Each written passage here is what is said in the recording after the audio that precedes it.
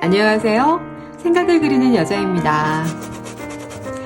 오늘은 스티브 잡스의 스탠포드 대학 졸업 연설문을 마인드맵으로 그려봤습니다.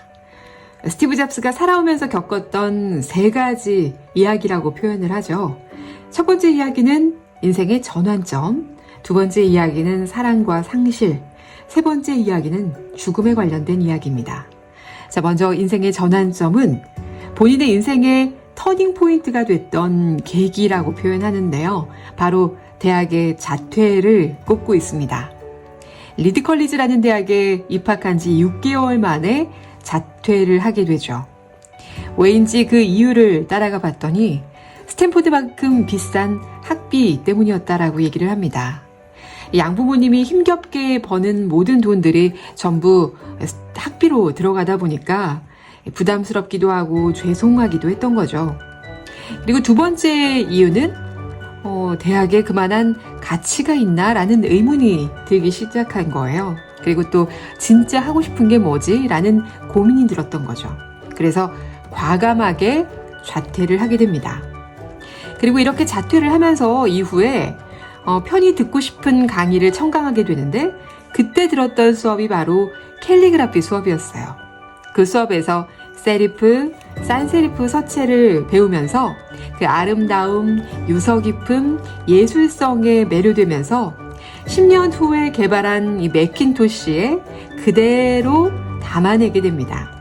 그 아름다운 서체를 가진 최초의 컴퓨터가 그렇게 탄생하게 되는 거죠. 그때 그 수업을 듣지 못했다면 아마 없었을 기능인 거죠. 그래서 스티브 잡스도 그런 얘기를 합니다.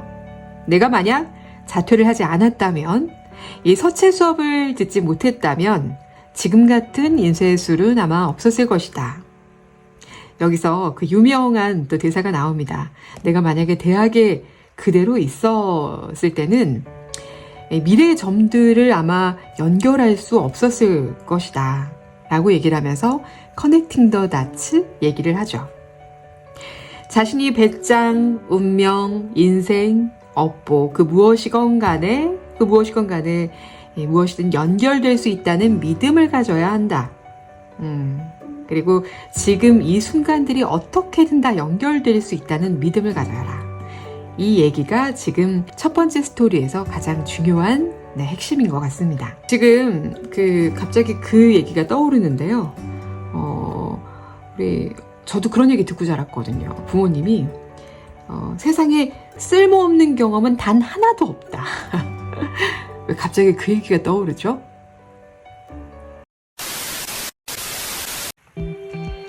두 번째는 사랑과 상실에 관한 이야기입니다. 스티브 잡스는 20살에 애플 컴퓨터를 워즈니아와 함께 시작하게 되는데요.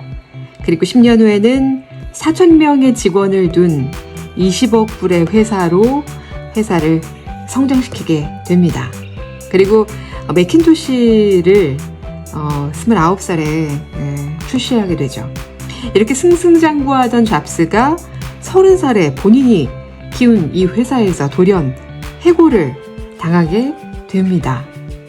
아무래도 회사의 규모가 커지자 운영을 도와줄 경영인을 영입하게 되는데요. 의견 대립과 불화가 거듭되자 이사진들이 등을 돌리게 되면서 결국 회사에서 쫓겨나게 되는 겁니다. 아마 크나큰 충격이었을 거고요. 좌절이었을 겁니다. 이렇게 잡스는 연설에서 그런 얘기를 합니다. 공공이 실패작이었다. 그렇게 전락하고 말았다. 라는 표현을 썼는데요.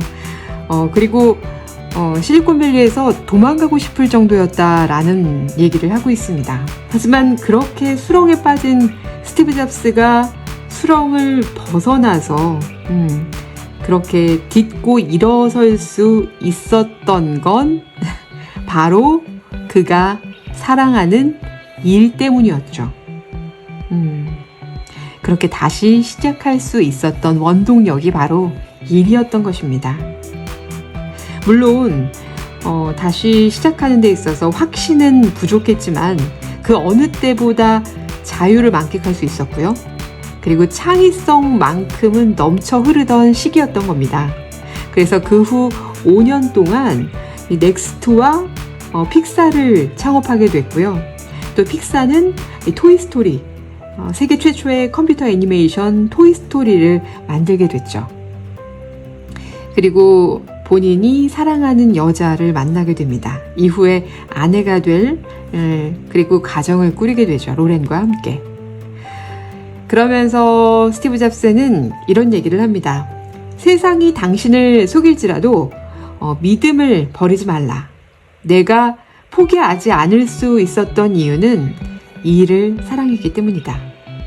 내가 사랑할 수 있는 이 일을 찾아라. 라고 얘기하고 있습니다. 이게 두 번째 사랑과 상실 스토리에서 스티브 잡스가 강조하고 있는 이야기의 핵심입니다. 세 번째는 죽음에 관련된 이야기인데요.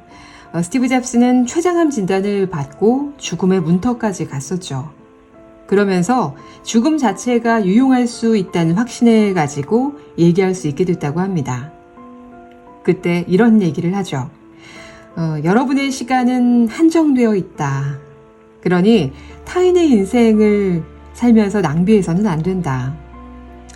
그리고 가장 중요한 것은 내 마음, 내 마음이고 직관에 따르는 용기를 가지는 것이다. 라고 얘기하고 있습니다. 그리고 마지막으로 어릴 때 보던 그 책을 인용해서 마무리하고 있는데요. 그 책 제목이 지구백과입니다. 그의 표현에 따르면 30년 전 구글이라고 했습니다. 그러니까 저희 때로 따지면 백과사전, 백과사전 같은 것 같아요. 왜 요즘은 다 검색하잖아요. 궁금한 게 있으면 검색하지만 저희 때도 궁금한 게 있으면 백과사전을 펼쳐들었거든요. 아마 그 당시 백과사전 같은 것 같아요.